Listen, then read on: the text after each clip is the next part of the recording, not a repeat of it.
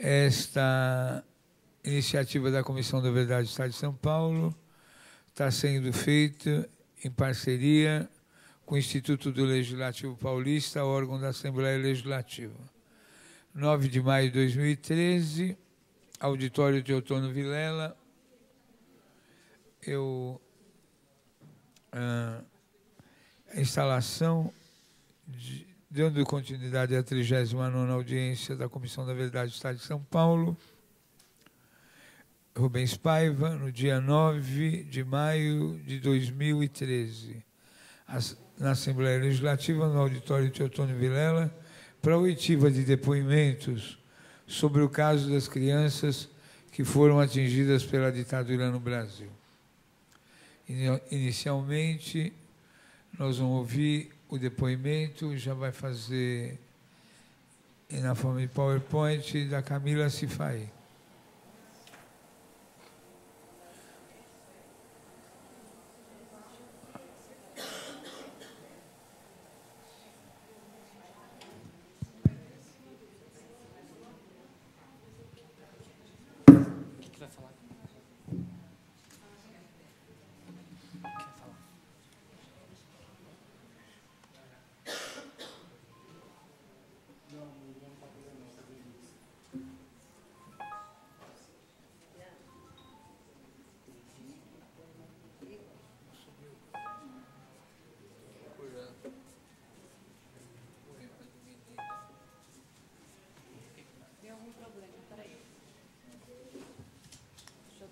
Problema técnico, gente, só um minutinho.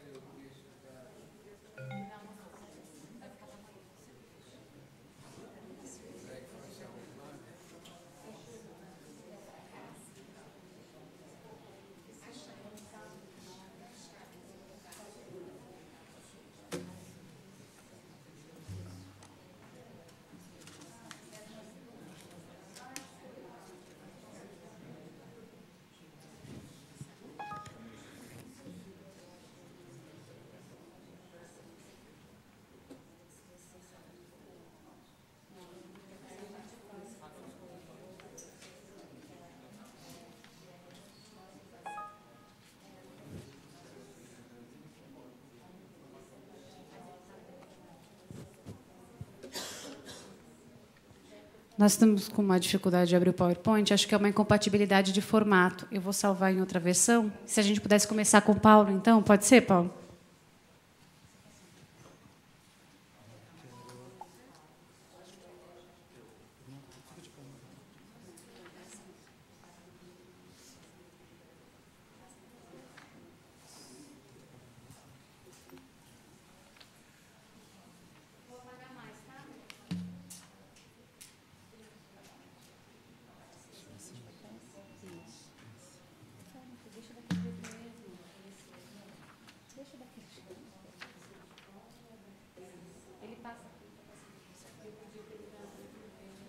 Boa tarde.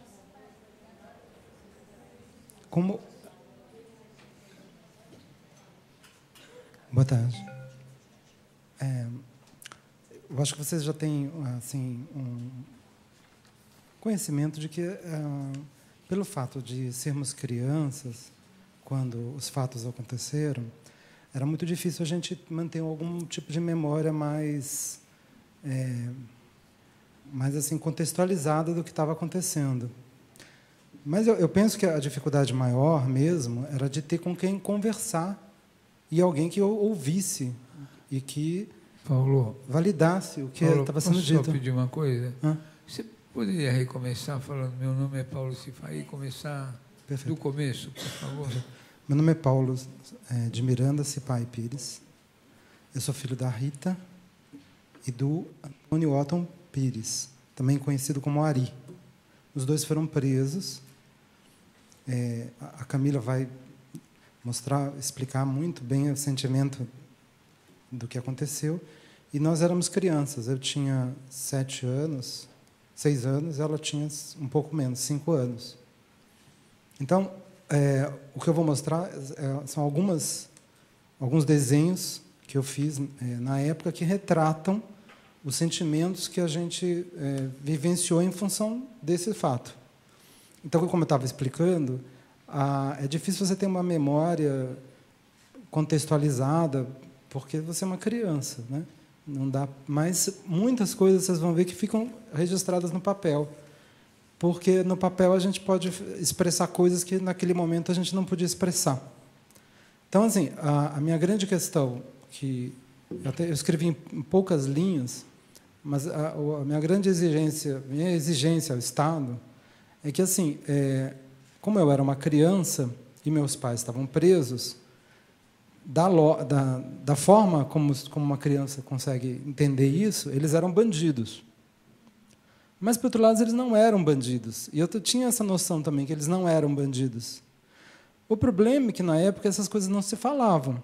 E, se você falava, você era severamente repreendido. Então, eu tive muita dificuldade com a expressão, com entender isso que estava acontecendo dessa maneira. Portanto, a minha exigência ao Estado é que, de alguma forma, digam, não, eles não são bandidos, na verdade, eles são heróis. Eu estou me reportando ao Paulo aos 6 anos de idade, tá? E essa é a reparação que eu espero. Então, aqui... Perdão. O desenho da Camila, retratando mamãe, e o desenho da Camila retratando morte, tiro. A Camila ainda não estava alfabetizada, tá? Talvez eu que tenha escrito, não sei. Aqui, anos 70. Anos 70. E o homem tinha chegado à Lua, né? Então, eu vou com uma criança curiosa.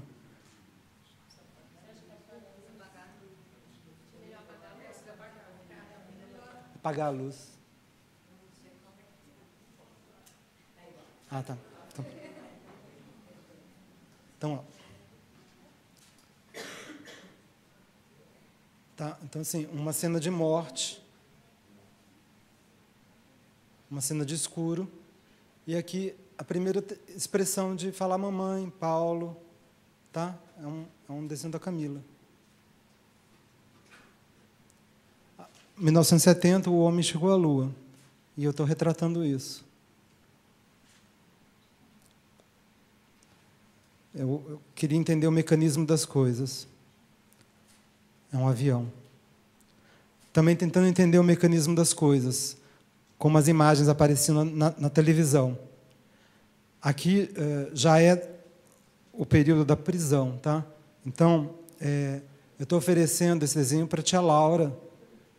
A tia Laura e o tio Hossein foram as pessoas que abrigaram, nos abrigaram enquanto nossos pais estavam presos. Aqui é um desenho em transparência, tá? Então, aqui está o foguete chegando na Lua. Aqui é um carro que o carro diz assim, Ortobon. O nome do carro é Ortobon. Então, eu tentando afirmar para mim mesmo que não, eu estava bem. E o Ortobon é maior que o carro do meu pai, essas coisas assim. Sempre tentando mostrar o mecanismo das coisas. Mais um outro carro. Aqui, eu estou falando do sentimento de estar... É uma espaçonave, tá? Falando do sentimento de estar muito longe, alguma coisa muito distante, que não pode ser falada, e eu aqui nesse local, um aparelho para falar e um aparelho para respirar, porque estava difícil de respirar, quanto mais de falar. Aqui, ó, o aparelho, um aparelho de falar, um aparelho de respirar, ou vice-versa. Aí eu começo a desenvolver máquinas para tentar dar conta desse falar. Aí aqui as minhas invenções. Como os meus pais estavam presos, e eu sofria muito com isso, eu inventei um chip para que eles pudessem receber o implante e para que aí o aprisionador deles tivesse o controle onde eles estavam de forma que eles pudessem ficar com a gente e cuidar da gente.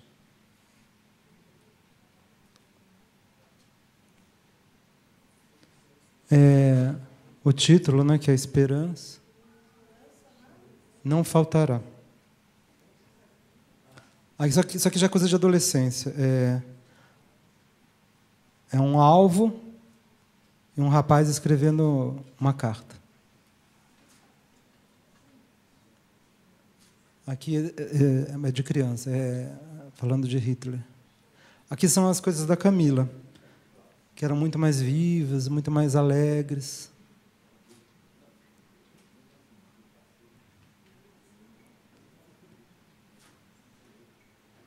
Camila no palco.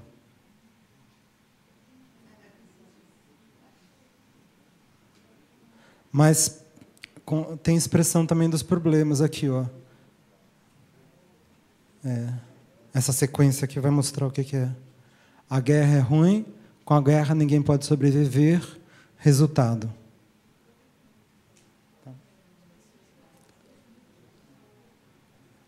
O fim das pessoas e o fim do mundo.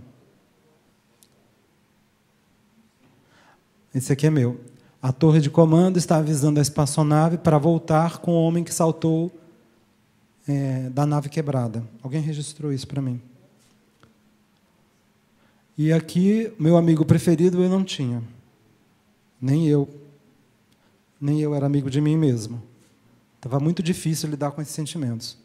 Então, assim, meus braços estão escondidos atrás do rabisco, né, do traçado, e depois eu rabisquei. Sendo a terceira série. Aí aqui tem uma sequência que é de coisa de escola, e era para representar movimentos.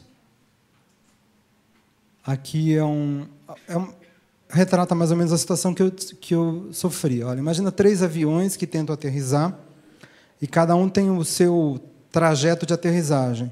E eu não podia estar em nenhum desses trajetos. Esse é o meu sofrimento. Não podia estar em nenhum desses lugares. Tá? Então, aqui, ó. Um avião tentando aterrissar, outro avião tentando aterrissar, e mais um avião aqui. E eu no meio dessa pista. Aí, assim, são referências, né? Eu estou falando Vida Bruta, porque estava muito bruto para mim. Vida Bruta.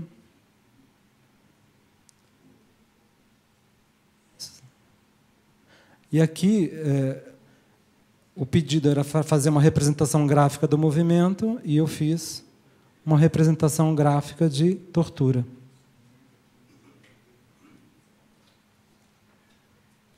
Aqui é um pedido de socorro, que eu não podia pedir o socorro, mas eu encapsulei o socorro dentro do desenho. E aqui sou eu encapsulado dentro do pedido.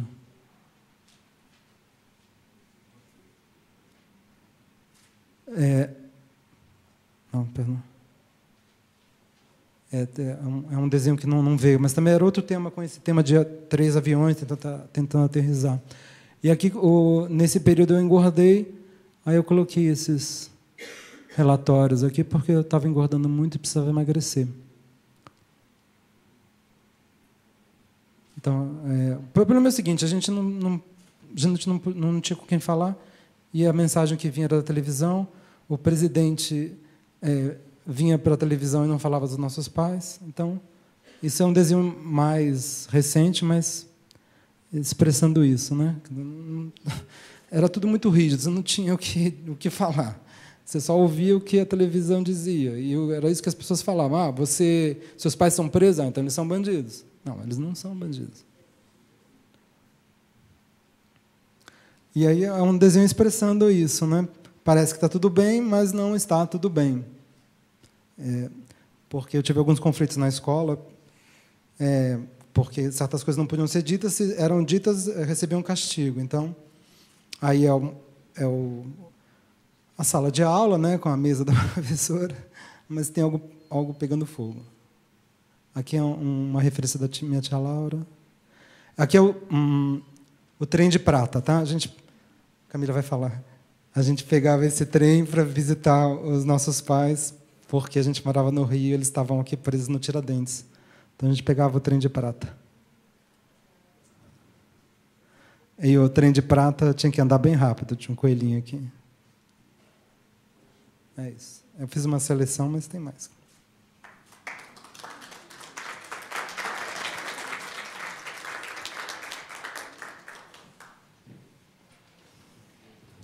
Peraí, Adriana, agora é da Camila, tá? Agora é a Camila? Isso. Camila Cifai. Isso. Estou aqui. Vou esperar só acertar lá. Bom, enquanto não ficar pronto, meu nome é Camila Cifai Pires, sou filha de Rita de Miranda Cifai e de Antônio Otton Pires Rolim. Eu posso ir... O trabalho que eu vou apresentar para vocês hoje chama-se O Sequestro da Minha Memória. Repete tá? O nome dos seus pais e o seu nome completo com... Camila Cifai Pires. O microfone aqui não é muito moderno, você tem que falar exatamente de frente para ele poder... Camila Cifai Pires, 46 anos, filha de Rita de Miranda Cifai e Antônio Otton Pires Rolim. Eu vou mostrar hoje um trabalhinho que eu fiz em casa. Você quer um... Você quer um pendrive meu? É esse computador que não está abrindo a sua apresentação, que é muito nova. Tá. Como é que a gente... Você vai falando aí... Tá, é muito então tempo. Eu vou só... pode ir já aqui, falando. Eu vou dizer o seguinte, eu queria dedicar... O nome desse trabalho, então, é Sequestro da Minha Memória, e eu queria dedicar esse trabalho a todos os presos, os mortos, né? Mas, principalmente, aos seus familiares, mães, irmãos, parentes, enfim, todos que sofreram diretamente com a tortura. Porque eu não acredito, eu entendo que as famílias sofreram, né, também com a tortura diretamente. Como filha, eu procurei dar minha contribuição contando um pouco daquilo que eu me recordo, já que acredito que, naquele momento, foi também sequestrada a minha memória. Digo isso porque, no decorrer dos acontecimentos, passei por um processo de esquecimento gerado pela angústia e o medo, que me poupou de algumas dores, mas, em contrapartida, levou consigo os rostos de pessoas queridas, como meu pai e tantos outros. E esses outros são a neném que nos cuidava, minha primeira professora, meus amigos, minha vida familiar. Essa vivência também marcou minha alma com medos atávicos e tristezas, que somente depois, ao amadurecer, mas principalmente através da compreensão do que se passou, pude entendê-los e reconhecer suas origens. Procurei trazer aqui a criança Camila, dar voz à pequenina. Mas como fazer isso com 40 anos depois? Então, eu escrevi e eu desenhei. E é o que eu vou mostrar hoje para vocês. Tá bom? Bom, enquanto não está pronto, o que eu posso dizer é que uma coisa interessante de se dizer sobre esse trabalho é que, há 10 anos atrás, eu tenho uma filha de 30 anos, eu tive com 18 anos, que é a Flora, e tenho um filho hoje de 10 anos. Com o nascimento do Bento, eu tive que me afastar um pouco do trabalho que eu fazia. Eu trabalhava com publicidade. É difícil, né, falar sem olhar para vocês. Eu Fica mais tranquila. E como não vai começar... Enquanto não fica, né?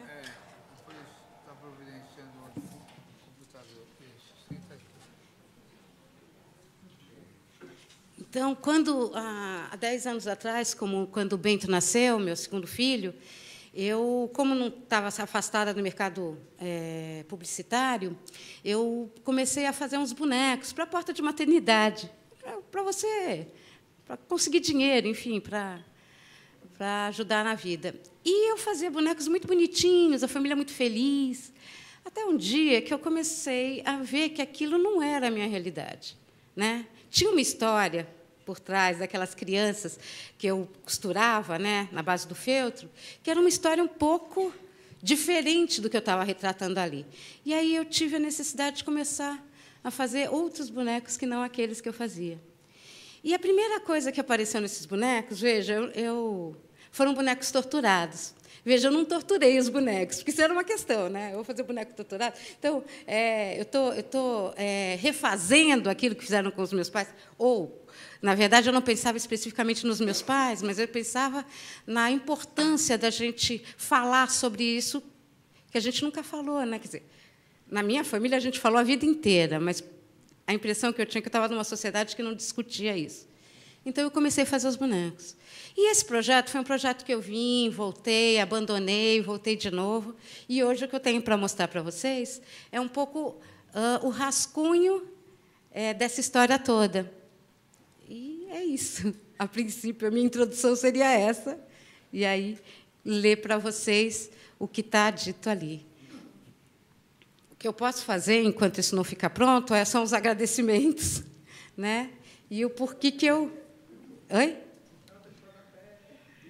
O que eu posso fazer agora é os agradecimentos a as pessoas todas, né, que pai, né, Antônio Otton Pires Rolim, mãe, Rita Maria de Miranda Cipaí, aos seus parceiros, Cida, Alípio, aos meus filhos, aos meus amigos, enfim, e a esse convite, né? Que é um convite muito importante, né? Você poder sair. Um dia, eu lembro, menina, eu pensei assim, eu nunca vou poder contar essa história, né? E hoje eu estou fazendo isso, né? Contando essa história. E contando essa história, não porque a minha história seja... ela é especial para mim, né? Mas, na verdade, o que eu gostaria de contar são todas as histórias. Eu sei que eu não vou conseguir, mas eu passei aqui a semana toda, né? Ouvindo os outros depoimentos, foi muito interessante, porque eu vi coisas muito comuns entre os filhos, né? Esquecimentos, a pessoa te explica e você esquece, te explica de novo, você esquece de novo, né? Esse esquecimento, esse apagamento de memória, né? Muitas vezes a gente nem foi fazer política. Alguns filhos conseguiram e foram, e hoje estão aí engendrados dentro, né, de uma luta, outros não. Foram se expressar de outra forma, né, como a Carminha pelo canto, uma coisa muito linda, né? Enfim, é isso. E agora eu só posso apresentar, porque, né, não tenho muito mais o que dizer. Sim, acho que então, deixa eu te ajudar, porque eu também preciso dar uma enrolada, não, porque foi buscar um outro computador. Então, como você quiser, ou a gente dá uma suspendida. Suspende. Você prefere? Vamos. A gente depois apresenta e fica tudo... Tá bom. Então, vamos suspender um pouquinho para chegar um outro computador e, enquanto isso, você toma um ar e a gente começa. Deu um tilt aí no computador.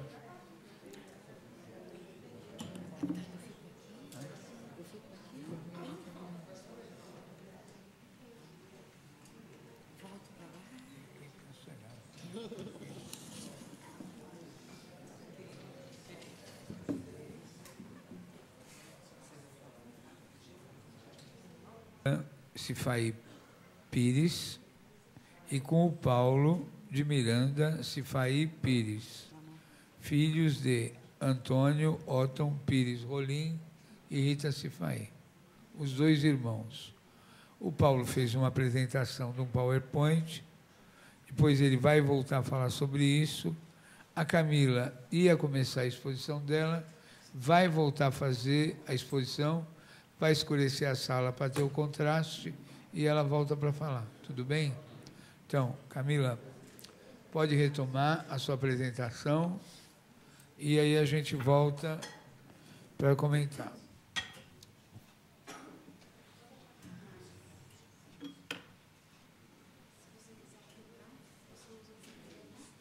Dá para usar.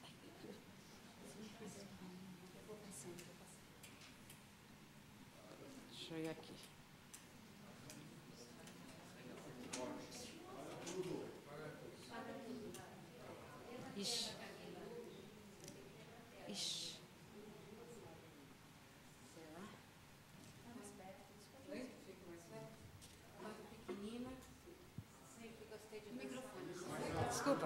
Quando pequenina, sempre gostei de dançar nua, livre. Pode. O segredo. Desde minhas primeiras lembranças, que considero flashes, eu sabia que existia um segredo. Os adultos falavam baixinho, cochichavam.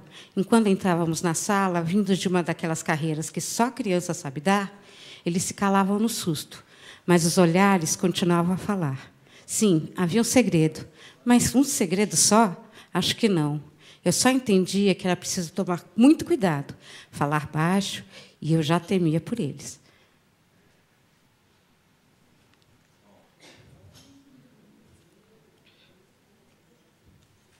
Eu nasci em 66, em São Paulo, e agora tinha 5 anos. Morávamos na cidade maravilhosa, Rio de Janeiro. Eu, a Rita, minha mãe, que eu chamava pelo nome, o Paulo, meu irmão, 2 anos mais velho. O Ari, como eu conhecia meu pai, ficava em São Paulo durante a semana e, nos fins de semana, vinha ao Rio. Eu não me lembro dele, mas sei que ele estava lá.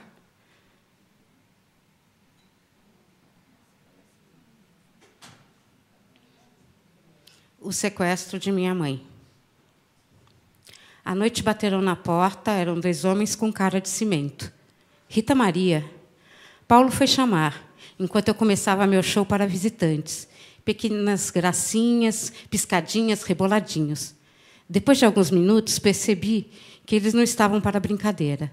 Frustrada, sentei no sofá e vi toda a cena se desenrolar. Paulo sentou ao meu lado, segurou minha mão e sussurrou: "Fique quieta." Eu já estava. Ela veio com um pano de prato nas mãos. Pois não? Eles conversaram. Em poucos segundos, ouvi um grito seco, mudo. Tudo suspenso, tudo paralisado. Era algo muito grave, elefantes no ar. Ela voltou arrumada e tensa. Preciso levar as crianças para a casa de uma amiga aqui perto. Saímos à rua. Um dos homens falou: "Você dirige, mas não tente nenhuma gracinha." Mostrou sua arma. Entramos no carro. O outro homem, no banco de trás do motorista, colocou a arma em sua cintura. Estava muito escuro e ali eu senti medo. 2 quadras depois, reconheci o prédio da Ruth. Passamos pela portaria do prédio, subimos no elevador. Tudo era tão apertado, tão apertado. Um deles ficou dentro do elevador, o outro não sei. Ela, então, pela primeira vez, nos olhou nos olhos, pegou nossas mãos e nos encaminhou para a porta da Ruth. Um corredor tão comprido, de 1,5 metros. A porta abriu e, no olhar da Ruth, só havia surpresa. Vieram me buscar. Virou-se para nós. Preciso ir. Abraçou Paulo, me abraçou também e vi suas lágrimas. A porta fechou. Tudo suspenso, tudo paralisado.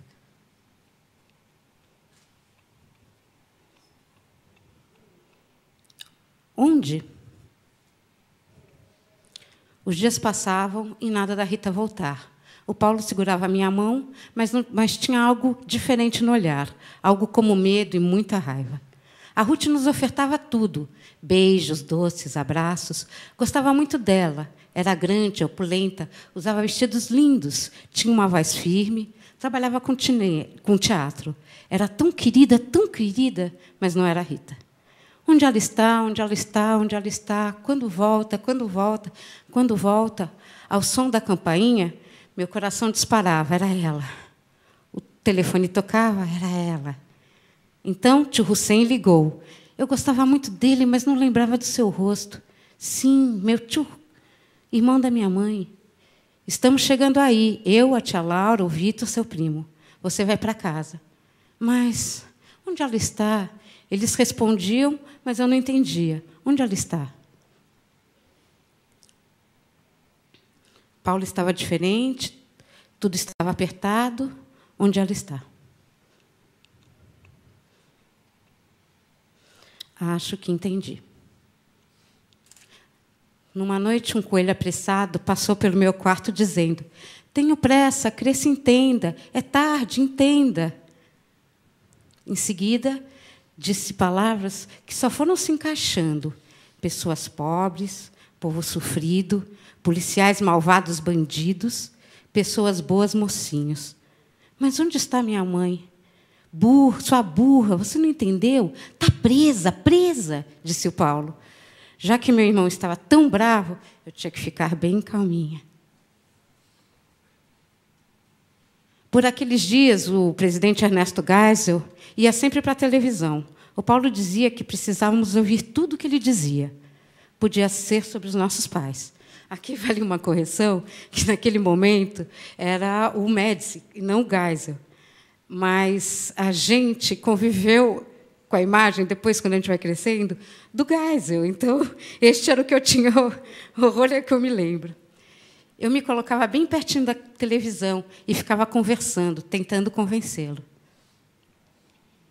Seu presidente, por favor, solta minha mãe e meu pai.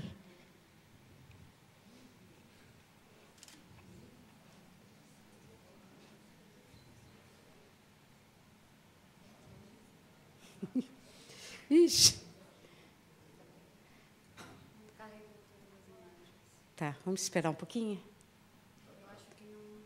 Não, mais um pouquinho.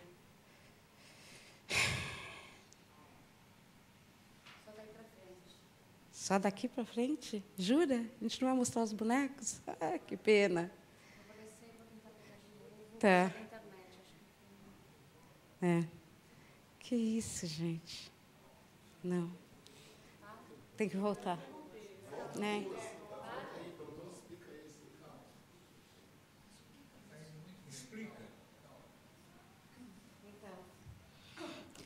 Então, deixa eu pensar aqui.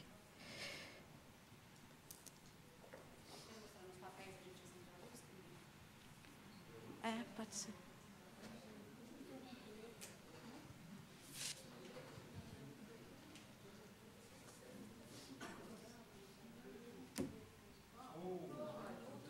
Não, gente, tem alguns que não estão aparecendo. Na hora de baixar na internet, deve ter dado algum erro.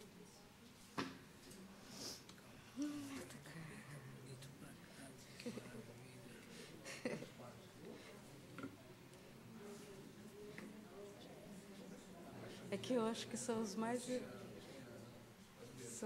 importantes. Tenho pendrive aqui. Vamos tentar mais um pouco, tá, gente? Só um minutinho de paciência. Vamos tentar do pendrive direto dela. É, vamos tentar. Calma. Gente, olha. Tudo de uma vez, no mesmo dia. Não consigo nem soltar o pendrive. Vai ver o nível. Esse computador. Pode ouvir aí, para de ver. Não, lindinho. Aí não solta o pendrive. É assim. Acho que é isso.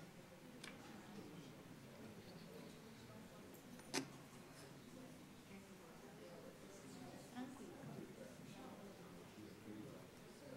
Nossa, eu abri ontem pra Thaís, deu tudo tão certo. Que pena. Mas essas incompatibilidades dos computadores. A gente ficou até de abrir na hora do almoço para tentar. Qual que é esse Presentation 3? É. Mas ele está no mais moderno dos Photoshop. Mas vamos tentar, que mesmo assim pode ser. E abrir no seu computador, não é mais novo. Então, que o nosso é velho. É que o daqui talvez seja Mais velho ainda. Vamos Só tentar. vamos aproveitando o momento. Tá funcionando? Que lindo. Gente, Vamos ver se vai dar. Peraí, vamos chegar lá. pronto.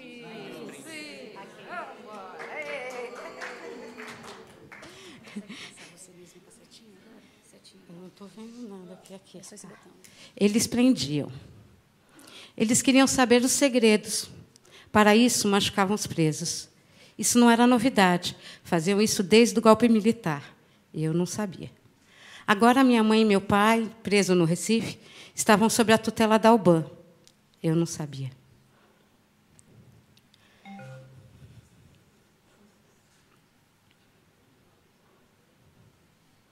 A tortura, as diversas formas de tortura,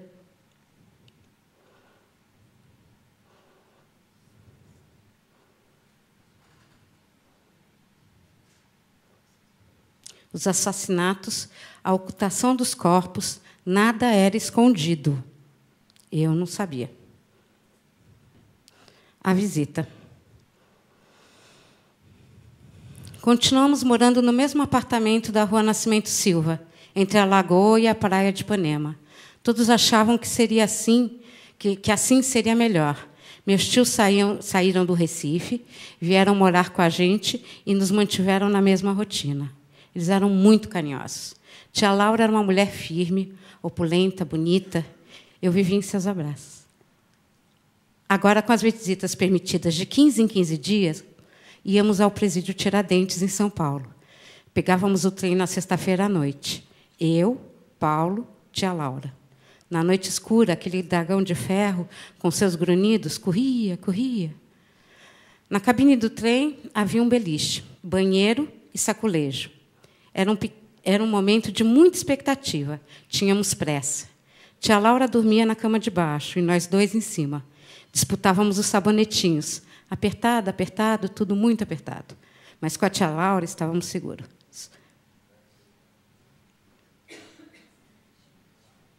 Pela manhã, descíamos do trem e andávamos da Estação da Luz ao Presídio Tiradentes.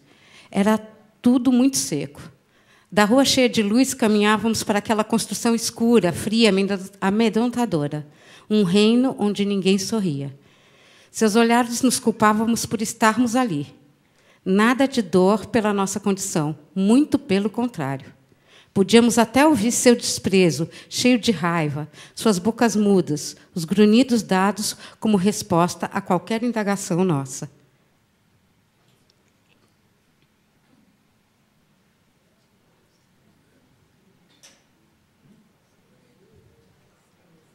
Depois dos documentos apresentados para a visita, nos encaminhávamos para a revista.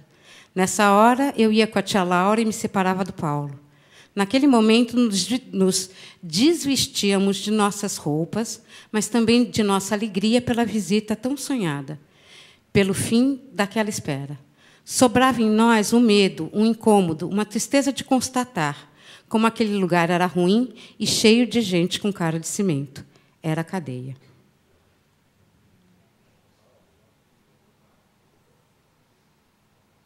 O reino onde ninguém sorri.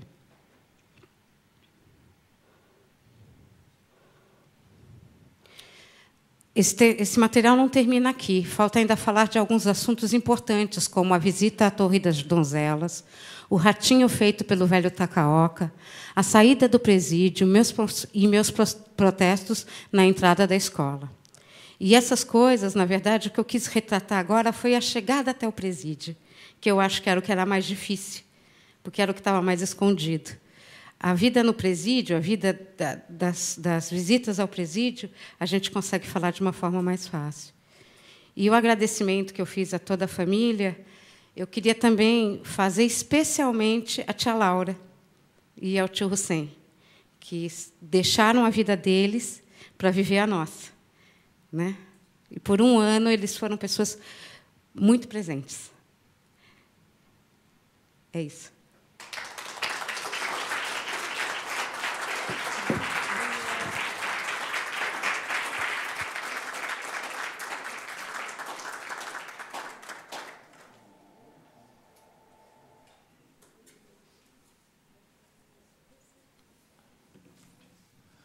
Vamos voltar para a ditadura aqui. Vem, você quer falar mais um pouquinho, né? E o Paulo também, que só fez a apresentação. Vem, os dois voltem para a mesa para concluir.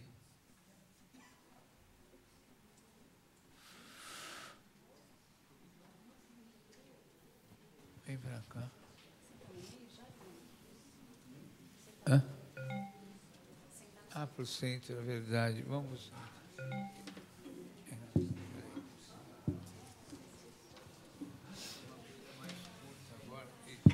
A gente faz bem curtinho.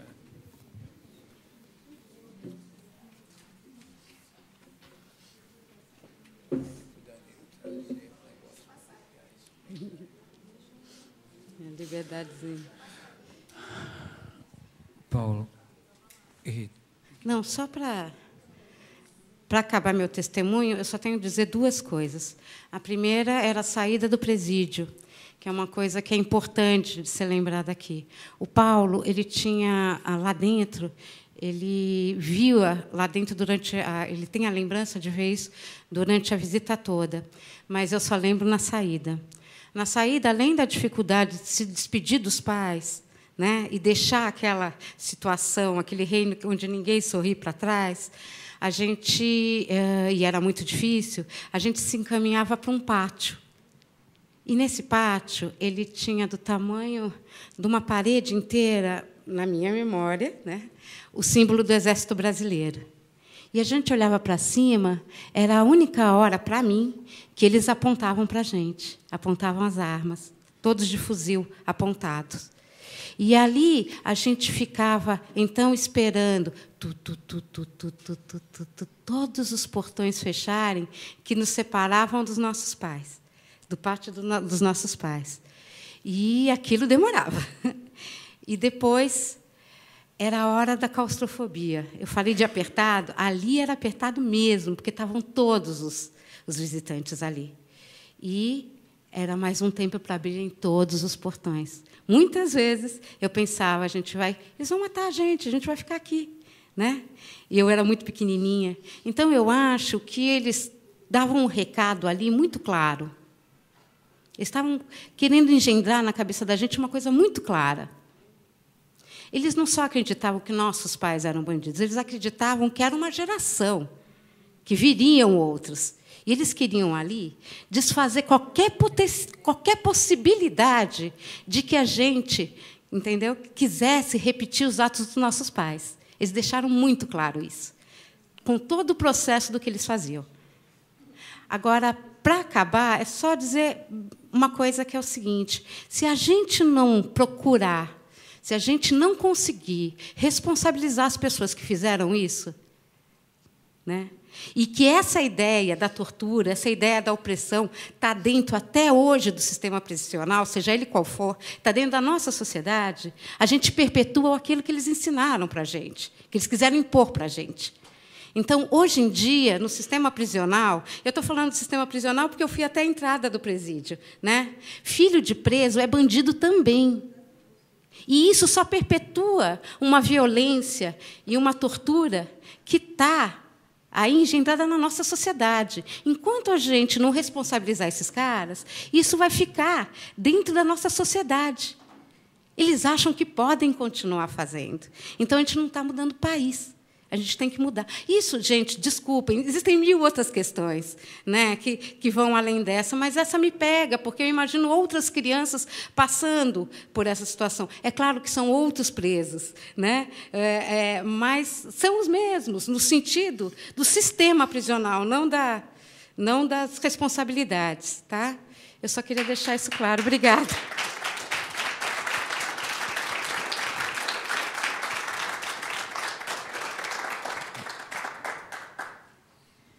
Paulo. Eu gostaria de acrescentar, porque nós temos algumas discordâncias em relação à nossa memória, mas aí eu vou falar dos pontos comuns. Uma coisa que me atormentava nas visitas eram os 2 toques da campainha, porque no primeiro toque eu sabia que era o momento de se despedir. Então, era uma dificuldade. Nós fazíamos uma viagem de trem para ter aquela entrevista, aquele curto espaço de tempo com os nossos pais, e eu sentia muita saudade, mas a visita era um misto de dor e de alegria, porque, ao mesmo tempo, assim que começava, eu sabia que ia acabar. E os 2 toques do sinal, eles marcavam isso, porque, quando chegava o primeiro toque, a visita já estava acabando. Aí a ansiedade, era uma angústia mesmo, de saber que aquilo ia acabar. E, nesses momentos, aí eu não sei se a memória me falha, não sei porquê, mas eu olhava para cima assim, e era um pátio estreito, com um muro muito alto, e logo em cima tinha uma guarita. Isso eu estou falando do presídio de Tiradentes, tá? Não existe mais, então, na memória das pessoas, dizer se existe ou não, mas tinha uma guarita e eu via alguém me ameaçando. Pode ser expressão também do sentimento que eu tenho, porque eu me sentia totalmente ameaçado naquele ambiente. E aí, assim, dizer que isso que eu vivia, que acho que a Camila colocou bem, de se sentir um bandido, a gente levava para a nossa vida. Então, essa questão que eu coloquei agora mesmo, que enquanto eu não me senti amparado de dizer, não, você não é um bandido, porque seus pais não são bandidos, fica muito difícil viver. E então eu carrego esse sentimento daquela criança de 7 anos. Nunca foi dito o contrário, né? E não vai ser dito pela TV Globo, não vai ser dito pela Folha de São Paulo, não vai ser dito pelas 70 pelas 70 famílias detentoras da mídia do Brasil. Isso não vai ser dito, né? Então, assim, a mim, a reparação, cabe dizer que, bom, seus pais são heróis, mas cabe que o Estado diga isso de alguma maneira. Como que o Estado pode fazer isso, né? Claro que tem projetos de memória, só que, para mim, isso não acontece assim tão simples, porque hoje eu moro numa cidade interior do Rio de Janeiro. No interior do Rio de Janeiro, a convicção que as pessoas têm a respeito da ditadura é que foi muito boa. Muito boa. Por exemplo, o médico com quem eu me trato, ele é obstetra, ginecologista, acupunturista. E, assim, a opinião que ele tem é assim, tinha um espião na nossa turma, mas ele não incomodou, então, e foi muito legal, porque na ditadura eu pude construir minha profissão tranquilamente. Eu era respeitado. Então, assim, fica difícil você se sobrepor a isso. Então, assim, eu acredito que, para atingir o país, não basta passar num canalzinho da TV Cultura. Tudo bem, a divulgação é muito pequena. Quando eu fui na primeira sessão na Assembleia Legislativa, me ocorreu imediatamente que eu tinha visto, a respeito da questão do Holocausto, o Spielberg tinha recolhido fundos e doado também parte da renda do filme A Lista de Schindler para a criação de um museu, que é um museu em israelense, que é um museu em memória das vítimas do Holocausto. E esse museu tem um arquivo enorme, enorme, acessível online, e com testemunhos das pessoas que passaram por aquilo, sobreviveram e contam sua história.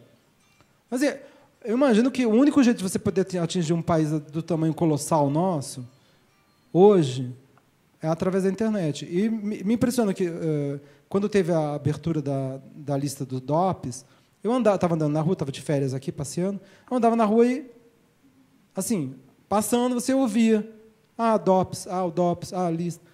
As pessoas, hoje em dia, se pautam muito pela informação na internet. Então, eu imagino que uma forma democrática de disponibilizar o que aconteceu é ter esses arquivos disponibilizados na internet, online, tá? Para quem quiser ver lá e dizer que a história é essa, não aquela, como foi contada. Não é só ter o registro escrito no papel para gerações que vêm, não. Eu quero que esse registro mude na minha vida ainda. Eu quero ainda ver isso para reparar o que eu senti dos 6 aos 49 anos de idade. Porque, na verdade, assim, apesar de eu ter feito, de ser terapeutizado, de ter feito minhas terapias, eu não estou falando disso. Eu estou falando de memória coletiva. Estou falando que hoje, se você entrar num táxi, ou se você entrar ou aqui em São Paulo, ou no Rio de Janeiro, e começar a conversar com o motorista sobre o que foi a ditadura, se houve tortura no país, gente, assim, quem é da minha geração ainda pode ser que tenha algum registro. Quem é das gerações posteriores nem sabe o que foi ditadura. É mais ou menos por aí. Entende? Agora, quanto mais a gente se fala de tortura. E o pior, institucionalmente, a polícia militar atua exatamente da mesma maneira, né? Não está reprimindo hoje as pessoas que têm uma atividade política, mas está reprimindo aí, a gente pode falar até num genocídio, né? A população negra, pobre, que mora na periferia. Então, isso está acontecendo. Não é só... gente, eu estou falando de memória de vítimas de Holocausto. Tá? Holocausto. A palavra holocausto não é a mesma de genocídio, Mas o que está acontecendo no Brasil chama genocídio.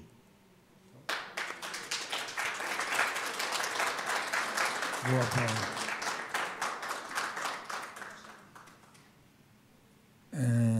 Camila, depois você poderia, além das imagens, você poderia mandar uma cópia desse material para a gente incluir no relatório, por favor? Copiou? Deputada. Cadê?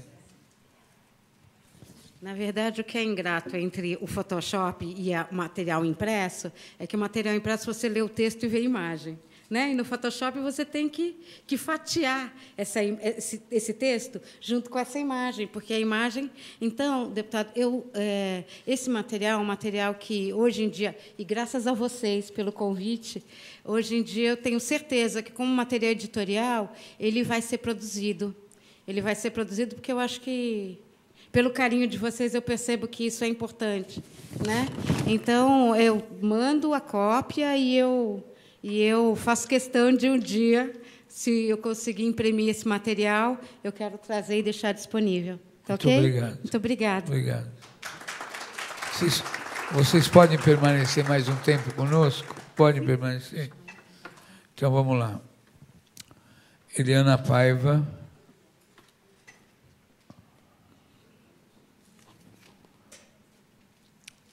Eliana. Ernesto Carvalho. Já. Senta aqui do lado da Eliana. E a Darcy. Darcy Andósia, está aí?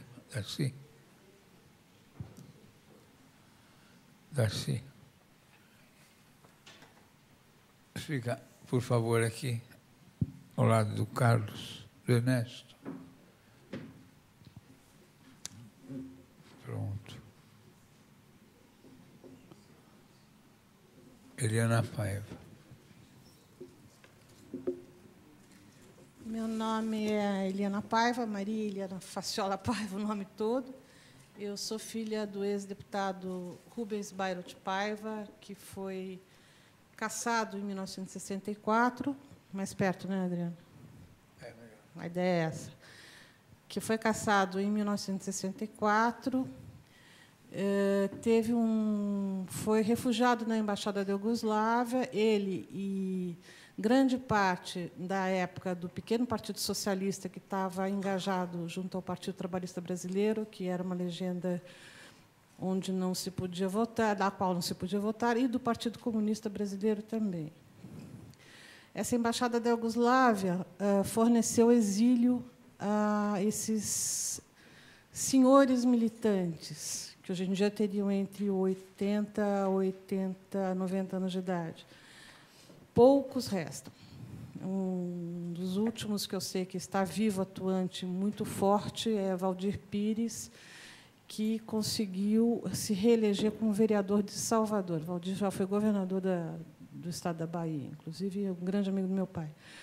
Almino Afonso, que já foi, depois se reelegeu, das poucas pessoas que eu me lembro dessa geração. A minha história, enquanto adolescência roubada, né? Não, eu já era mais velha, eu tinha 15 anos e meio, quando fui presa, eu acho que é um pouco diferente do que eu ouvi aqui hoje, apesar de ter coisas bastante semelhantes. Entre eles, uma capacidade incrível da memória nossa, que for, eu vou esquecer o que aconteceu. E um dia eu não vou lembrar mais. Né? E isso está claro. Né? Tanto que, agora, em depoimento, eu, apesar do nome do meu pai, apesar de toda a mediatização que existe em torno dele, eu só fui dar o meu depoimento faz 2 anos. Eu nunca falei, meus irmãos não sabiam. Talvez quem soubesse um pouco, minha mãe sabia um pouco, porque nós fomos presas juntas. Mas meus irmãos, por exemplo, nunca souberam de nada. Né? Minha família, muito menos. Meus amigos, um ou outro, que são pessoas com quem você convive, que não são irmãos, quer dizer, você não tem que disputar nada. Alguns sabiam. Alípio, lá atrás, com certeza não sabia, com quem eu convivi bastante uma época. O que foi a minha adolescência roubada? Eu sabia o que se passava nesse país exatamente por causa dessa introdução toda. O meu pai foi deputado federal, foi um deputado engajado, ele já era engajado politicamente desde a sua juventude, ele foi vice-líder da UEE, vice-presidente da UEE paulista. Ele fez parte da campanha do Petróleo é Nosso, ele e toda a maioria desses políticos da geração dele, grande parte já falecida. E foi eleito aos 34 anos de idade deputado federal pelo Estado de São Paulo. Uma das primeiras ou segundas gerações a entrar no atual Congresso Nacional em Brasília. Antes disso, ele ajudou também a construir Brasília. Papai era engenheiro civil, ele ajudou a construir pontes em Brasília. Minha casa no Rio de Janeiro, depois da cassação do meu pai, da volta do exílio, ele ficou 9 meses no exílio. E voltou porque quis voltar. Ele tinha um passaporte diplomático vermelho, catou aquele passaporte, botou no bolso, vou para casa. Pegou um avião com escala em Buenos Aires, se eu não me engano, aí pegou... Não, com escala no Rio de Janeiro, pegou uma ponte aérea, veio para São Paulo, entrou dentro de casa e falou: oi, eu cheguei. Foi um dos maiores sustos da minha mãe, quando, de repente, surgiu aquele pai de família de 5 filhos na porta da cozinha, dizendo: estou de volta. A partir daí, nós morávamos em São Paulo, meu pai entrou na lista negra, ele era engenheiro civil, ele não conseguia emprego como empreendedor, ele não podia assinar mais nada, como engenheiro, como deputado cassado, ele não podia se reeleger. Então, a ideia dele foi conseguiu ser sócio de uma firma de engenharia no Rio de Janeiro, a Baixada da Costa, que eu acho que nem existe mais. E ele não podia assinar nada. Ele era um engenheiro, uma espécie de milícia parda, pegou o dinheiro que ele tem, investiu nessa empresa e era sócio dessa empresa no Rio. Então, nós nos mudamos para o Rio de Janeiro. Estilo do meu pai, a vida continua. O que ele fez? Alugou uma casinha, um sobradinho, em frente à Praia do Leblon. Então, de repente, a vida continuava mesmo e na melhor maneira possível. Quer dizer, em frente à Praia do Leblon, nós moramos numa casinha, mamãe, todo mundo. Só que, nesta pequena casinha, circulavam todos os ex-militantes, desculpa, não existe ex-militante, todos os militantes, ex-deputados, todo o pessoal ligado ao regime João Goulart, principalmente, o governo João Goulart, principalmente, que foi o governo apoiado pelo grupo dele, e os militares sempre estiveram de olho nessa casa, porque era um sujeito muito alegre, muito afetivo, socialmente muito engajado, então ele se achava tudo muito engraçado. A vida era uma festa naquela casa, tanto que a famosa expressão de esquerda festiva, eu acho que vem um pouco daí. Se alguém não sabia o que era esquerda festiva, agora está sabendo. Quer dizer, era uma esquerda que tinha sido caçada em 64 e que achava que os militares não iam longe. Até que veio o AI-5, até que começaram a ter prisões, torturas e mortes. Então, quando começaram a ter prisões, torturas e mortes, meu pai achou que a coisa era séria e começou a ajudar militantes do que a gente considera militantes 68, 68, que era uma geração acima da minha e uma geração, acho que 2 abaixo dele, Lípia, se eu não estou enganada. Isso? A tua geração. Entre eles, amigos e filhos de amigos dele que se engajaram no rapto de embaixadores, principalmente do embaixador americano. Essas pessoas não entenderam muito bem o perigo da situação e envolveram meu pai no que o meu pai dava de dinheiro, de apoio financeiro, de apoio até político, conversas, e acabaram envolvendo o papai dentro do próprio circuito de luta armada, no qual ele não estava engajado. Ele não sei se concordava, porque eu era muito criança para saber se ele concordava ou não cheguei a conversar isso com ele, mas ele se preocupava, sim, com a segurança física desse grupo, porque foi aqui o depoimento das crianças que eram filhos dessa geração, foi um grupo que foi trucidado. Alguns bastante maltratados, maioria bastante torturada, e era uma maioria de jovens, acredito que entre... Quantos anos tinham seus pais? 32, 33, ok? Fora, 32, 33, mas 32, 33 para baixo, entre 18, 15, Ivan Seixas, não sei, não está mais aqui, Ivan tinha 16 anos, a 32. Meu pai, nessa época, já tinha 40 anos. 41 anos recém-feitos quando ele foi preso. Meu pai faz anos de 26 de dezembro e foi preso no dia 20 de janeiro. Foi um mês depois de fazer 41 anos. Essa é a história do meu pai. Agora, a minha história em relação a ele foi... Primeiro, o que está sendo colocado aqui, volto a dizer, foi eu esqueci o que aconteceu. Por que eu esqueci o que aconteceu? Porque eu tinha 15 anos de idade. Então, eu tinha 15 anos de idade, eu tinha a vida inteira pela frente. Eu tinha que conviver com os meus colegas, eu tinha que conviver numa sala de aulas, eu tinha que olhar para os professores, eu tinha que ir para a praia, na turma da praia, eu tinha que dançar um rock, eu tinha que ouvir uma música, e não interessava para os meus amigos, para o grupo com quem eu andava, que eu contasse a história do meu pai ou que eu tinha sido presa no Doicórdia do Rio de Janeiro, na Barão de Mesquita. Não interessava de jeito nenhum. Muito menos interessava para os meus avós, os pais do meu pai, que acreditaram durante muito tempo que meu pai poderia estar vivo, porque meu pai é desaparecido político. Meu avô morreu com essa certeza. Meu avô morreu 3 ou 4 anos depois, com a certeza que meu pai poderia voltar um dia para ele. Onde morava seu avô? Meu avô morava em Santos, tanto que a casa no Rio de Janeiro foi fechada, ele pediu para que nós fôssemos esperar a volta do meu pai em Santos, e ficou fechada durante 6 meses. A casa só foi entregue, era uma casa alugada, só foi entregue para o proprietário 6 meses depois, e nós moramos com meu avô durante 3 anos, até que minha mãe, inclusive por ideia do meu avô, começou a fazer um curso de Direito, já em Santos, um ano depois da morte do meu pai, ou do desaparecimento do meu pai, e se tornou uma brilhante advogada. Quando o seu pai é preso junto com a sua mãe no Rio, aí logo em seguida vocês desfazem a casa e vêm para São Paulo, ou ficaram mais um tempo no Rio?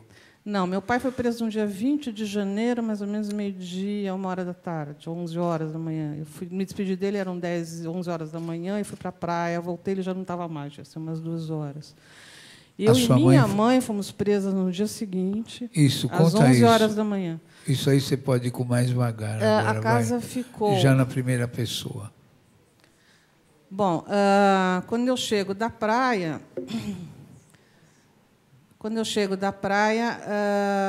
primeiro eu me despedi dele. O papai estava sentado com o Raul Riff, que era muito amigo dele, que morava perto de casa, jornalista, que foi assessor de imprensa do Jangular, muito amigo lá de casa. E estava sentado, tinha uma areazinha fora, estavam os dois sentadinhos conversando. Eu fui para a praia, dei um beijo nele, nos dois, e fui para a praia encontrar minha turma. Voltei às 2 horas, podia ser umas 10h30, 11 horas da manhã. Voltei. Quando eu voltei, a casa estava fechada. Eu entrei em casa, eu estou entrando em casa, eu vejo uns homens meio na penumbra, eu não entendi nada. Mas a minha mãe me pega na entrada da entrada da casa para a cozinha e fala assim, com a cara muito assustada, com os olhos muito arregalados, fala assim: você vai tentar sair, teu pai foi preso, você vai tentar sair e avisar o teu tio, que é o marido da irmã caçula do meu pai, que também é a única que está viva. Vai avisar o seu tio, em São Paulo, teu pai foi preso, teu tio é advogado. Eu falei: o quê? Tá bom. Aí subi. Nessa época eu jogava vôlei pelo Botafogo, eu era atleta juvenil do Botafogo, de voleibol. Eu me vesti de atleta do Botafogo, fui descendo a escada, saindo, alguém olhou para mim, eu falei: olha, estou indo jogar, não vou poder ficar, e fui saindo. Fui saindo, fui embora, consegui sair. Me lembro que eu segui o grande alívio que eu tive, né? Apesar que isso me vem lembranças que eu não tinha antes, vocês falando. E na hora que abre a porta da minha casa, que eu sinto o ar de fora, ali você deve ter sentido isso no dia que você saiu da cadeia, que eu sinto o ar, aquilo é de uma, sabe? Eu acho que isso eu me lembrei agora, nesse momento. O ar existe, eu comecei a respirar de novo. E aí eu me lembro que eu estava agitada e eu fui. Esse ar entrou com uma vida muito grande dentro do pulmão mesmo, né? E eu fui andando.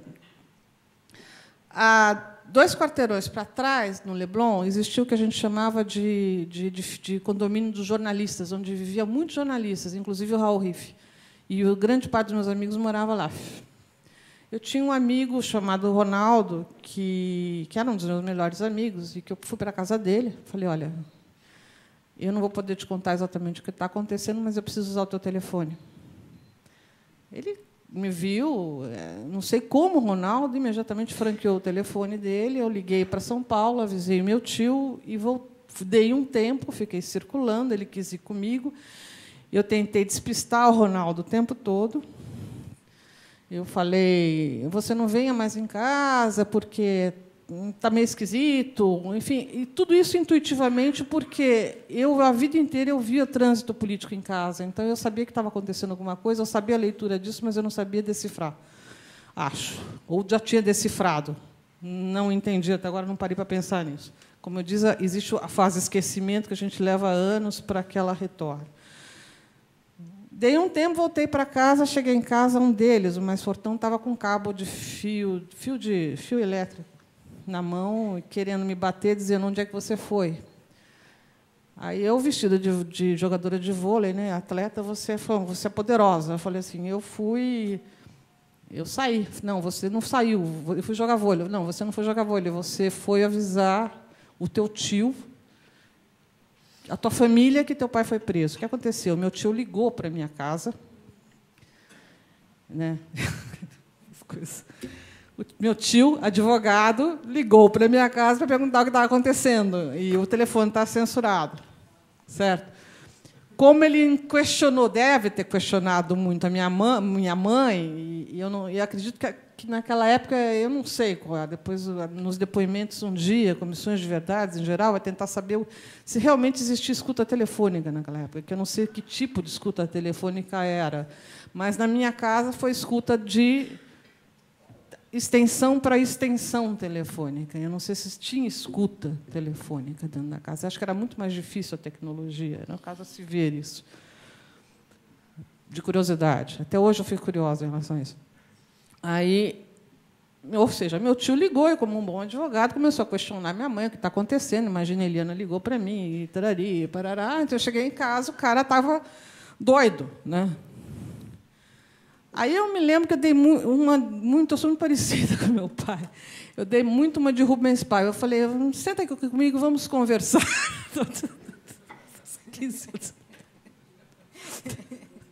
Vamos conversar. O cara era um armário. Vamos conversar. O que o senhor está? Qual é o problema do senhor? Qual é o problema? Ele foi olhando para mim, acho que ele não entendeu nada, aquela menina.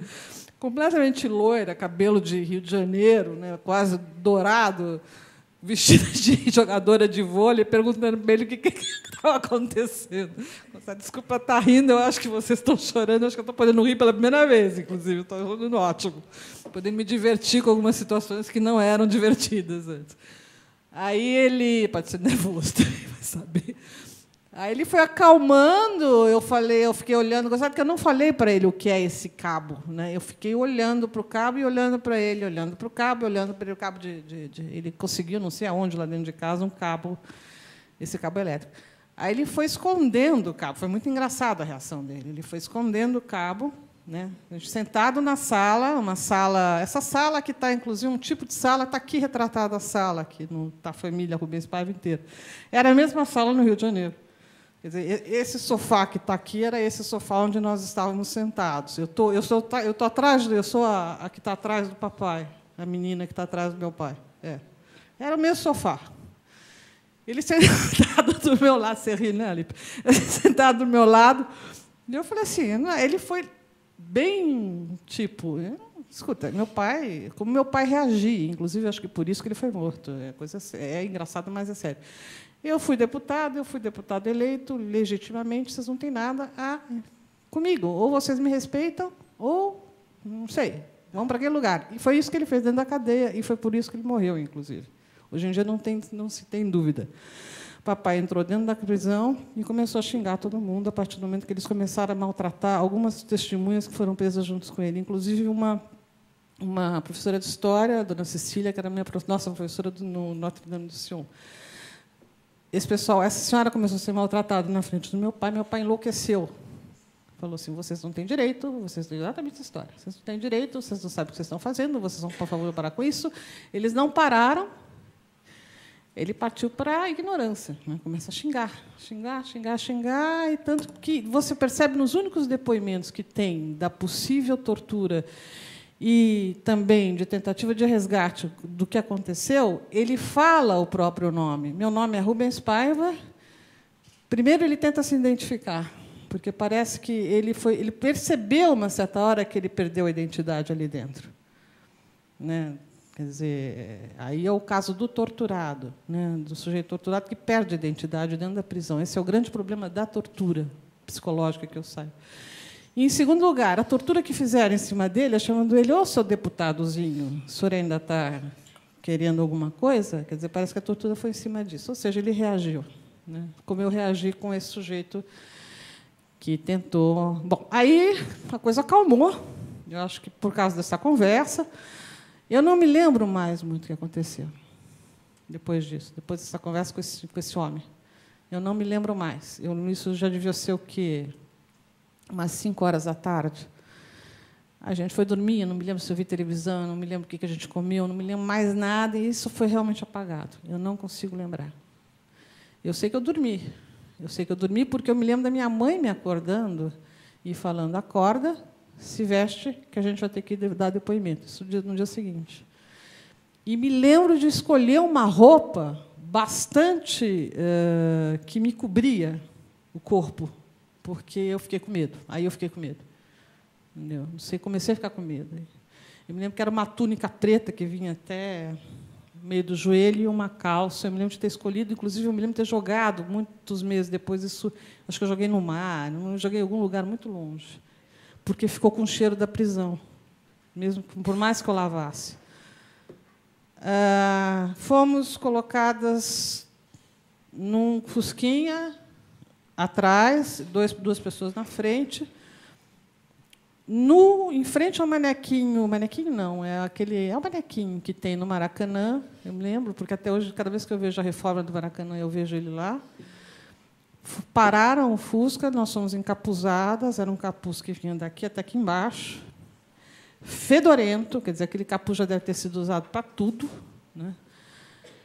E fomos parar no DOI-CODE. A partir daí, eu e minha mãe fomos separadas, eu fui inteiramente revistada, minha mãe deve ter sido também, e fui colocada numa espécie de um corredor polonês sentada. Por que corredor polonês? Cada um que passava ou me dava um coque na cabeça, não é choque, na Globo sai choque, na minha entrevista, é coque na cabeça, ou me chamavam de comunista. Assim, entravam no meu ouvido e me chamavam de comunista. Está rindo, né, Alipe? De comunista. E aí eu falei, bom, está acontecendo alguma coisa, né? Vamos começar. E você não consegue entrar, enquanto adolescente, você não consegue entrar na leitura da história. Eu nunca entrei na leitura da história, na verdade. Quer dizer, aquilo não faz parte do teu mundo. O teu mundo é, sei lá, National Kid, naquela época, da televisão, quer dizer, tinha outras coisas. Né? Não faz parte. Quantos anos mesmo você estava? 15 anos e meio. Eu faço anos de junho, dia 1º de junho, foi em 21 de janeiro de 1971. Eu nasci em 1º de junho de 1955. No meio da tarde, eu fui interrogada por um sujeito bastante grosseiro, um sujeito moreno, grandão, bastante grosseiro, que Conforme ele foi falando comigo, ele foi me agredindo, eu fui falando, eu não estou sabendo, eu fui respondendo. Foi perguntando dos amigos do meu pai, foi uma coisa que me assustou bastante, mas eu falei assim, é público e notório. Eu comigo pensei, tem que pensar muito rápido. Você entrou com a dona Eunice junto com ela? Não vi mais mamãe, vi uma vez só dentro da cadeia, que não vi, inclusive, não estavam as duas vendadas. Entrei junto com ela na cadeia, mas não vi mais mamãe. Vi uma vez, ela entrou nessa sala, eu saí do interrogatório, ela entrou no interrogatório, ela sentiu que era eu, porque a gente via... depois eu conto isso, como é que eu consegui identificar. Ela falou, filhinha, você está bem? Com uma maneira bastante doce da Eunice, que você conheceu. E eu falei, tudo bem, mamãe, está tudo bem, não se preocupe, está tudo em ordem. Quer dizer, aí foi a única relação que eu tive. Nesse primeiro interrogatório, ele foi extremamente violento. E eles tinham, na minha frente, uma espécie de uma planilha, uma espécie de um gráfico enorme, parecia uma página de... Uma página dessas A4, não sei o quê, A3, sei lá, A4 é pequena. Essas grandes páginas com gráficos, com nomes de pessoas, a sensação que eles estavam tentando organizar o que estava acontecendo, que pelo menos era saudável, quer dizer, menos maluco, quer dizer, né? Quer dizer, em vez de partir para a porrada, eles estavam, desculpa os termos, mas eles estavam organizando. E nisso eles começaram a perguntar. Este senhor, você entrava, inclusive é muito engraçado que eu vi o programa da Globo. O programa da Globo, na hora que eu começo a falar que eu entrei numa sala de interrogatório, eles botam uma sala de interrogatório linda, com uma mesa belíssima, com arquivos. Não, era uma sala desse tamanho, quer dizer, que tinha uma na verdade, era embaixo de uma escada, devia ter uma escada em cima, uma mesa de madeira rota, né, e mais nada, e uma porta escura, né?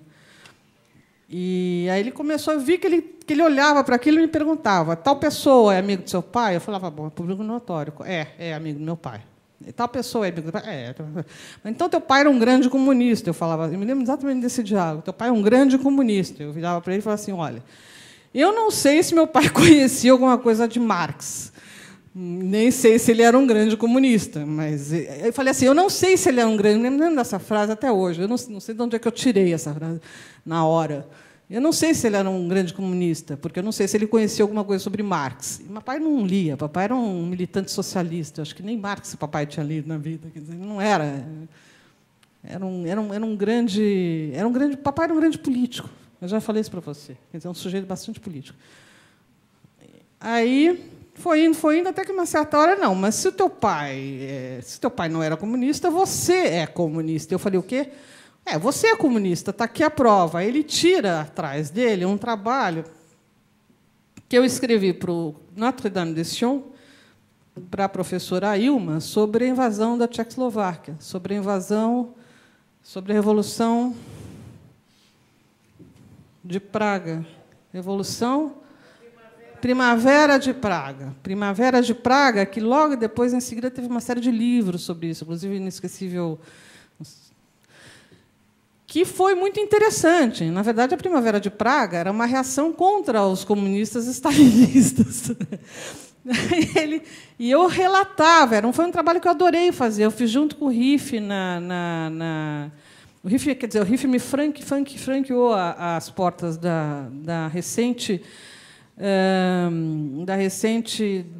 Departamento de Pesquisa do Jornal do Brasil, no qual eu dirigia, e em que eu encontrei coisas fantásticas, quer dizer, o que você encontra em arquivos, quer dizer, fotografias lindas. Aí que eu fui entrando na história, né, tudo que eu vi em casa, de repente eu achei aquilo fantástico, quer dizer, como um povo tinha conseguido reagir e de uma maneira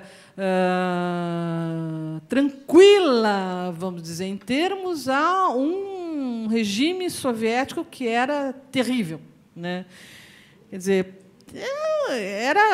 as discussões lá em casa não eram essas, mas eu começava a pegar extratos dessa discussão e tentar mesmo eu entender o que era, o que não era. Quer dizer, meu pai não era comunista, mas ele tinha grandes amigos comunistas, quer dizer, entre eles o próprio Raul Riff, um grande comunista, que não sei se vocês conhecem, não é da geração de vocês, mas uma geração bastante anterior, que morreu ano passado, chama-se Fernando Santana, que é do Partido Comunista da Bahia,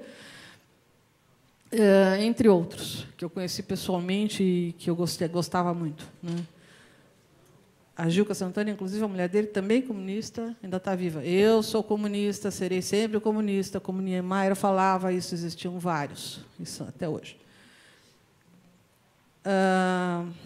Na hora que ele colocou esse trabalho na minha frente, aí eu tomei um susto. Eu me lembro que eu dei um pulo da cadeira e falei, e agora? Agora eu fui pega, né?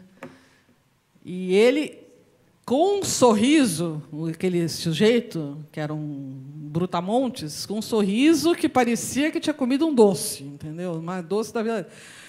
Eu olhei para ele e falei assim, bom, e esse trabalho é meu, né?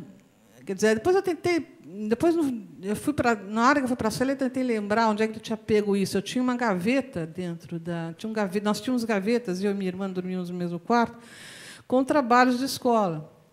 Eles reviraram a casa toda, né? A gente não percebeu isso, eu não me lembrava disso, que eles tinham revirado a casa toda. Bom, aí, por sorte ou por azar, entra nessa sala de interrogatório, um outro militar, não se sabia as patentes, não se sabia nomes, não se sabia nada, eles andavam com placas de metal no peito. A paisana. Vira-se para o monstro ali na minha frente e fala assim, ô cirurgião, nós temos um trabalho para você. Aí encerra-se o interrogatório, imediatamente ele levanta, eu vou de novo para o corredor, e, nesse momento, nessas horas, que sempre, quando eu dou esses depoimentos, eu começo a chorar, mas eu acho que agora já passou. Começam as torturas na sala ao lado. Senhores e senhoras, pessoas que já passaram por isso, Alípio e Adriano, para uma criança de 15 anos de idade ouvir, pelo amor de Deus, parem com isso, repetido em sequência, olha, até foi a coisa mais alucinante que eu já ouvi na minha vida. Até outro dia me parecia a coisa que estava enterrada. Ela fluiu, depois você junta, por isso que eu falo, aos 15 anos você tem maneiras de escapar da loucura humana, né? Quer dizer, aquilo ficou como um filme na minha cabeça. Quando eu revelei, deixou de ser filme, agora voltou um pouco a ser filme, né? Então, você vê que eu não me emociono mais com isso, mas a primeira vez que eu contei isso, eu não parava de chorar, e aos urros de choro. Porque ouvir tortura vedada, inclusive, eu estava vedada num corredor, 20 de janeiro, verão no Rio de Janeiro, dentro do DOI-CODE, foi a coisa mais enlouquecedora do mundo. Aí eu comecei a chorar, não parava de chorar. Não, nesse momento não, eu fiquei meio estática. Agora eu sei onde eu estou. Agora eu acho que eu sei onde eu estou. Será que esse negócio não vai parar? Nunca, não parava, e a coisa piorava. Ou seja, o tal do cirurgião tinha ido fazer uma sua torturazinha cotidiana, né? Nisso também tinham 2 rapazes na minha frente, toda vez que alguém passava, ela chutava os meninos. E chutava, eu acho que naquele lugar, porque devia doer muito, porque eles davam berros e uivos tremendos. Isso. Aí eu fui, acho que 2 horas depois, eu fui novamente levada para interrogatório. Foi aí que eu cruzei a mamãe. Não. Eu cruzei saindo, ela entrando. Eu cruzei na saída desse segundo interrogatório. Nesse segundo interrogatório, aí entra um pouco a cronologia dos fatos Rubens Paiva, do que a gente pode... Por que eu sabia que papai estava morto, por exemplo? Depois eu revelei isso agora, as pessoas não entendiam por que eu sabia, né? Eu tinha quase certeza que foi revelado realmente pela documentação que ele foi morto naquela época. Porque, nesse segundo interrogatório... Onde era? Lá na Barão de Mesquita? Onde vocês estavam? Você lembra? DOI-CODE, Rio de Janeiro, Barão de Mesquita. Eu nunca entrei nesse lugar. Eu passo por ele, que eu tenho amigas que moram ali perto, inclusive. Mas eu não tenho vontade de entrar. entrou um segundo militar, um pouco mais velho, um pouco mais sábio, né? Eu só consigo descrever como criança, como garota. Um pouco mais velho e um pouco mais sábio. Qualquer outra pessoa mais velha descreveria de outra maneira. O sujeito era um pouco mais velho e um pouco mais sábio. Né? Não era um monstro que era o anterior. Gordo e horroroso. Quer dizer, peludo. Certo? Esse tinha a cabeça um pouco mais... o clima era um pouco melhor. Aí ele começou a conversar comigo, de uma maneira um pouco mais saudável. Primeiro, como é que você está? Na hora que ele disparou, como é que você está? Voltou de novo a configuração Rubens Paiva, eu já disparei. Eu não gosto desse capuz está me incomodando. Eu tenho 15 anos de idade, se o senhor não me soltar em 24 horas, o senhor pode ser denunciado. Juro por Deus. E ele foi ouvindo, cada vez mais sério comigo. Eu falei, estão me apalpando nesse corredor, eu estou ouvindo coisas horrorosas, eu estou achando um absurdo, tem uns meninos que estão sendo maltratados ali dentro, além disso, eu estou ouvindo berros, eu não estou entendendo o que está acontecendo, eu acho um absurdo, pegaram um trabalho meu, disparei. Disparei, eu não me lembro o que foi interrogado, nada foi interrogado nessa hora. Quem disparou fui eu. Aí ele virava para mim e falava assim, mas, Sartori, tudo bem, eu vou cuidar disso, a gente vai ver... Acabou o interrogatório. Ele imediatamente mandou tirarem o capuz e me colocaram uma venda. Deu certo. Aí me puseram uma venda quando eu saí da sala. Na hora que eu saio da sala, aí com a venda eu consigo ver por baixo. Quando a mamãe entra, eu vi que era ela. Porque eles entram separando, né? Você não percebe quem está entrando, quem está saindo, se você estivesse com a venda. Aí que eu falei, mamãe, tudo bem? Sim, filhinha, como é que vai você? Está tudo bem? Até hoje eu não consigo reproduzir a doçura que foi aquilo lá. Minha filhinha, como vai? Você está bem? Como quem diz, acalma, vai dar tudo certo. Aí fui colocada de novo nesse corredor polonês. Começou a tortura de novo, e pior do que antes. Foi aí que eu comecei a ter uma crise de choro convulsiva. Mas isso, acho que uma hora depois. Já estava quase entardecer. Você imagina que a gente foi preso. A gente devia ter chegado na Tijuca meio-dia e meio. Uma hora, devia ser 5, 6 horas da tarde, depois do segundo interrogatório, uma segunda sessão de tortura. Eu comecei a chorar, assim, de soluçar. Nisso eu via as pessoas passando e sabia exatamente onde eu estava, porque aí eu vi os sapatos dos militares, eu vi os sapatos dos soldados, eu vi os sapatos do pessoal paisano, eu vi os sapatos do pessoal sendo arrastado, eu via tudo ali embaixo, né? E via quem me